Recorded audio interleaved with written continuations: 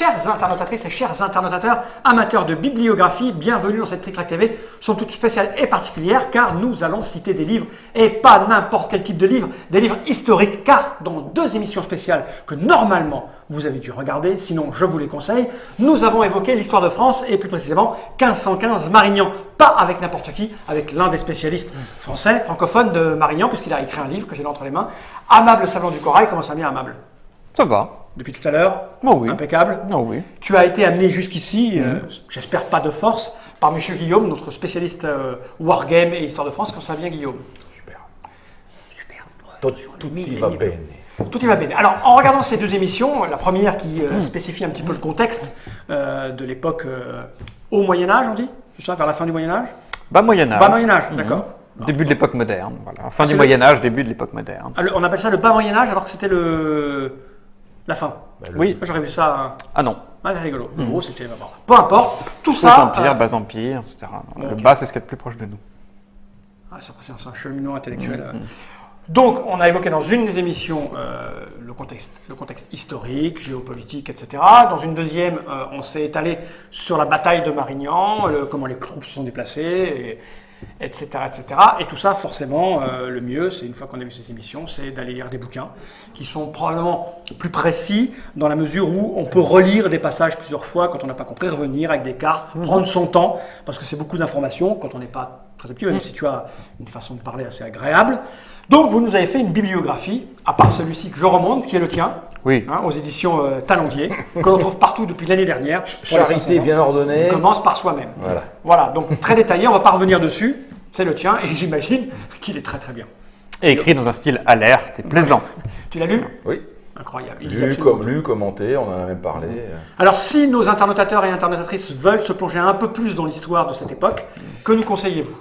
On commence par la guerre de la Sainte-Ligue, Novare, pour faire chronologique. Comme tu veux. Vas-y, vas-y. Alors, nous avions donc... oui, pardon. Tu me le donnes. Oui, je te le passe. Alors, voici l'ouvrage. Alors, un ouvrage, donc, puisque nous avions parlé avec Amable de ce qui précède Marignan, c'est la guerre de la Sainte-Ligue, donc c'est Louis XII, ça ne concerne pas encore François Ier, c'est la vaste coalition qui, pendant quelques années, autour des années 1510, a tenté de contrecarrer la puissance, la montée en puissance de la France. Et vous aurez à travers cet ouvrage, donc paru chez Economica de Guy Lemoine, les explications, d'abord, on va dire géostratégiques, et ensuite quelques détails sur les opérations, notamment de la part de Henri VIII, donc ennemi de la France à cette occasion, également du pape, et bien évidemment des opérations en Italie sous Louis XII, qui ont contrecarré en fait la montée en puissance de la France.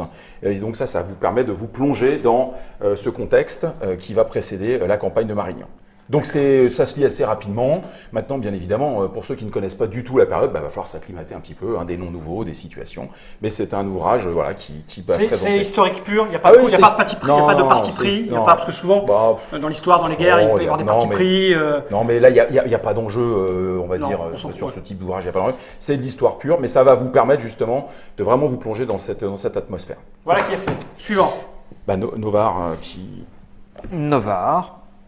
Alors, toujours aux éditions Economica, c'est une synthèse sur cette bataille dont on a un peu parlé, et qui est, comme le titre l'indique, la dernière victoire suisse, proprement suisse, avant une série de revers, dont le premier sera Marignan.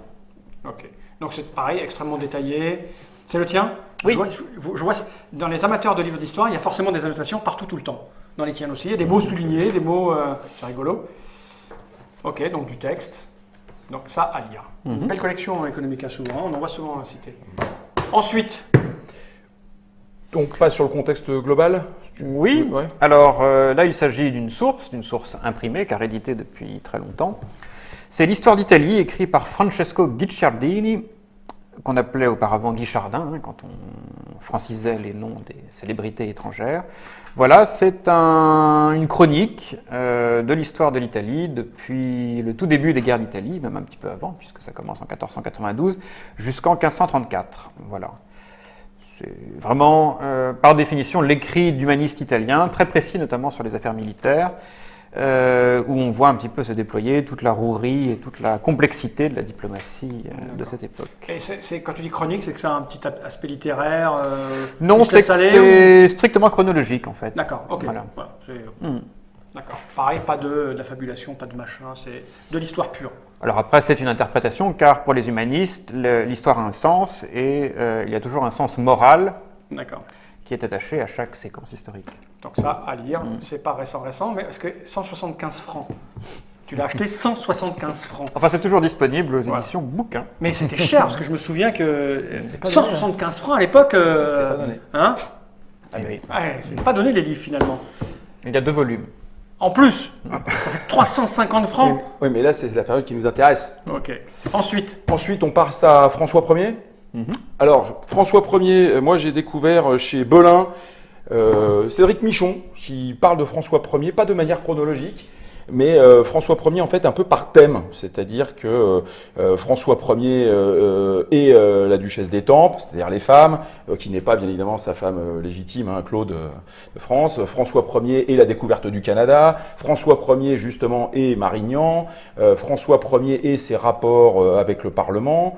Donc c'est en fait un livre thématique qui est très plaisant à lire, qui vous permet justement de prendre un chapitre qui fait une quinzaine de pages, donc ça se lit vite, ça vous permet d'avoir des informations et c'est suffisamment généraliste pour ne pas vous entraîner en trop de détails, mais ça vous donne une vision qui est assez nuancée, parce qu'il y a eu quand même une bataille récemment, enfin il y a eu des batailles entre différentes biographies récemment, où il y a eu un peu une légende noire de François Ier pour contrebalancer la légende dorée, bon ouais. L'avantage de cet ouvrage, c'est que ça remet un petit peu les choses dans leur contexte, c'est beaucoup plus nuancé, c'est très agréable, c'est pas partisan, enfin dans tous les cas dans la lecture que je l'ai pas pris comme ça, et je trouve que ça c'est un ouvrage qui remet bien un personnage important de l'histoire de France, hein, qui a régné une quarantaine d'années. 32 ans. Ouais, 32 ans, donc qu'est-ce que tu en penses, Amable? Ah, il est excellent. Non, mais je le recommande vraiment. C'est un livre écrit par un grand spécialiste de la période, par un grand spécialiste de François Ier et de son entourage, et c'est très bien écrit en plus. et comprendre les personnages, c'est comprendre parfois leurs décisions, leurs actes et leurs motivations. C'est important, parce que souvent, l'histoire est basée sur des motivations tantôt personnelles, tantôt un peu plus élargies. Mais c'est l'homme qui décide s'il est courageux ou pas, diplomate ou pas, de ce que les événements risquent de devenir. Et j'en vois un dernier. Tu allais dire quelque chose? Oui, parce que il y en a d'autres. on en a quelques autres. Il y en a quelques-uns qu'on n'a pas là en physique, mais qu'on a en numérique. En numérique. Lequel veux-tu? On prend le Fur. Oui. François Ier Le Fur. Il va l'envoyer, mais vas-y, commence à parler. Voilà, c'est Amable qui va en parler. Alors, c'est une biographie qui a été écrite par un spécialiste de la période, un spécialiste précisément de la fin du Moyen-Âge et du début de l'époque moderne. Didier Le Fur a écrit le livre sur Marignan dont j'ai parlé tout à l'heure. Il a écrit également une biographie de Louis XII. Et il vient de sortir celle-ci sur François Ier, à l'occasion là aussi des 500 ans de l'avènement de François Ier. Alors c'est une biographie qui, un peu comme ses autres livres, s'intéresse beaucoup à l'image des événements, à la postérité des événements, plus qu'aux événements eux-mêmes. D'accord, ce qu'on en a fait, ce qu'on a voulu qu'il soit, comment on les a présentés. Parce que forcément, on le dit souvent, l'histoire est écrite par les vainqueurs. Oui. Parce que tu arranges toujours un petit peu à ta sauce pour briller, même quand tu as fait des trucs pas terribles, tu les gommes, tu les effaces et tu fais une belle image. Donc il s'étend longuement sur l'image que François Ier a voulu laisser de lui-même et l'image qu'il a laissée, avec, selon les époques, un avantage donné à la légende dorée ou au contraire à la légende noire. Enfin, il explique d'ailleurs pourquoi à certains moments François Ier a eu une bonne cote ou au contraire une mauvaise cote. Voilà. D'accord. Ok, donc voilà, ce petit livre qu'on trouvera partout, normalement. Donc François Ier. Ensuite, nous avions... un livre sur Pavie, un excellent livre que je vous recommande également. Pavie. Oui, non, mais pendant que tu c'est super bien fait parce qu'il nous entend. Donc, pendant que tu commences à expliquer ce qu'il y a dans le livre, lui il va te l'afficher, regarde. Ce qui fait qu'on perd pas de temps. Je peux parler aussi de celui-là. Alors c'est un livre qui vient de sortir aussi, qui est le résultat d'une grosse thèse de doctorat, qui portait sur la chevalerie, justement. On a parlé du crépuscule de la chevalerie, etc. Qu'est-ce que c'est que la chevalerie? C'est une façon de faire la guerre, c'est une technique guerrière, mais c'est aussi un état d'esprit, c'est aussi un code de valeurs. Et justement, ce livre explique très bien comment l'état d'esprit chevaleresque est resté très vivant à l'époque de la Renaissance, peut-être même encore plus qu'avant. On assiste à un vrai revival de la chevalerie. Avec le romantisme, etc. en plus. Oui. C'est romantique le chevalier. Enfin, le romantisme, ça c'est après, mais en tout cas, toute la noblesse de cette époque est encore très imprégnée par cet idéal chevaleresque qui va survivre jusqu'à nos jours encore, puisque dans une certaine mesure, nos sociétés laïques contemporaines sont encore assez Les chevaliers du ciel influencées Bah oui. par, exactement, Les chevaliers du zodiaque. aussi. par cet héritage. Donc de Alors, le papier, suivant. de fer et de sang. Oui. Pareil, ça vient de sortir, donc on le trouve à peu près partout. Voilà. C'est ça. Oui. Oui. Le suivant. De Pavie. Benjamin de Ruel. Non, Ah, c'est... si, c'est Knecht. Oui. Mais là aussi, c'est plus pour toi, ça. Oui. Alors, Robert Jean Knecht, qui, comme son nom peut ne pas l'indiquer, est un Français vivant en Grande-Bretagne, très grand spécialiste de François Ier. La biographie de François Ier de Knecht fait encore référence. Voilà, je vous invite à la lire, même si elle est un peu plus difficile à trouver, car elle est sortie il y a quelques années. D'accord, donc il nous raconte sa vie. Avec une vision différente, j'imagine, parce qu'on en a plusieurs des biographies, donc du coup, Exactement. ça se complète. Oui. Ok. Le suivant. S'il y en a un, je crois. Ah, voilà, celui L'honneur perdu de François Ier. celui qu'on attendait depuis si longtemps. Voilà, c'est un livre qui porte sur Pavie, l'avant-Pavie et l'après-Pavie. Donc l'auteur montre comment, justement, cet affrontement a été un enjeu symbolique, autant qu'un enjeu tout à fait concret, portant sur des territoires qui étaient contestés. Voilà, il explique comment Pavie a donné lieu à une vraie bataille pour l'honneur, avec François Ier qui d'abord s'en est tiré très bien, parce que finalement il a réussi à faire passer sa capture pour très honorable par comparaison avec un Charles Quint qui lui restait confortablement chez lui en Espagne. Et puis le livre raconte comment ce succès finalement n'a pas donné suite, puisque Charles Quint a réussi à faire signer un traité très défavorable à François Ier, que François Ier a été obligé de dénoncer à son retour en France. D'où le titre « L'honneur perdu de François Ier ». L'honneur paradoxalement gagné à Pavie et puis perdu après le traité de Madrid. D'accord. Donc ça, à lire. Il montre à quel point cette société est une société fondée sur une économie de l'honneur. Voilà, donc c'est un livre aussi d'anthropologie politique, mais très agréable à lire, car le déroulé des événements se fait de manière tout à fait classique. Donc on commence par Pavie, ensuite on explique ce qui s'est passé après. Ok. Et pour finir, donc on a celui-là. Il y en a un autre peut-être alors. Vas-y, balance. Non, je ne crois pas. Non, il dit qu'il y en a pas. c'est ça. Et donc, on le termine dernier par qui est ici. un livre un peu. Voilà. Et là, c'est encore. Weapon et fanfare, une renaissance Europe. Donc celui-là, Et j'imagine. fanfare, ouais. Et fanfare and fanfare. And warfare. Warfare. Warfare. Celui-là, il n'est pas en français. Et évidemment, tu vois, j'avais vu au titre de la couverture qu'il n'était pas en français. Donc là, c'est pour ceux qui C'est un arrivent à lire. excellent livre sur la technologie de l'arme à feu du Moyen-Âge jusqu'au début de la Renaissance. Voilà, il explique comment l'artillerie était une technologie qui était déjà arrivée à maturité à l'époque de François Ier. Alors, lecture qu'on peut compléter par un petit livre, en français celui-là, mais que malheureusement j'ai oublié d'apporter, un petit livre qui s'appelle « Canons médiévaux, puissance du feu ».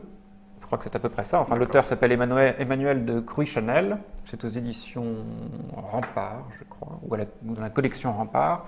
Enfin, en tout cas, c'est une petite synthèse extrêmement bien faite sur l'artillerie à la fin du Moyen-Âge et au début du XVIe siècle. Et donc celui-là, il est uniquement en anglais, donc j'imagine que pour le trouver, ça ne va pas être super facile. Oh, sur Amazon, c'est facile. Sur Amazon, ça se trouve. Ok, bon, ben voilà, j'espère qu'on vous a donné envie de lire quelques-uns de ces livres, qui donc accompagnent les deux petites vidéos précédentes, où on a rentré dans les descriptions de ce qu'était Marignan 1515, une date que nombre comme moi ignoraient, les raisons, les pourquoi, les comment, mais maintenant vous savez tout. C'est ça l'idée. Merci Monsieur Amable d'être venu jusque-là. Je remonte ton livre une dernière fois. Merci à Guillaume de nous avoir amené. Merci Amable, beaucoup. Encore une fois, à quelqu'un d'intéressant à écouter. Ouais, regarde, il en est fier, là, je vais te dire. Et puis, peut-être à une autre fois, parce que j'ai cru comprendre que 1515 n'était pas ta seule passion. Tu connaissais plein de trucs de la médiévale. J'essaye, oui. Le médiéval est très tendance maintenant chez les geeks, bien qu'un peu fantastique, mais les Game of Thrones et compagnie, c'est vrai, on n'est pas loin. Non, mais c'est vrai, on commence à regoûter au médiéval par le biais de ces trucs qui en font ce qu'ils veulent, quoi, des trucs un peu fantaisistes. Mais bon, les méthodes de combat, les armes et tout ça, c'est... Le feu grégeois. Ouais, tout ça, voilà. Bien, on va regarder ces caméras droit dans l'objectif et dire tous ensemble Jenny Reich.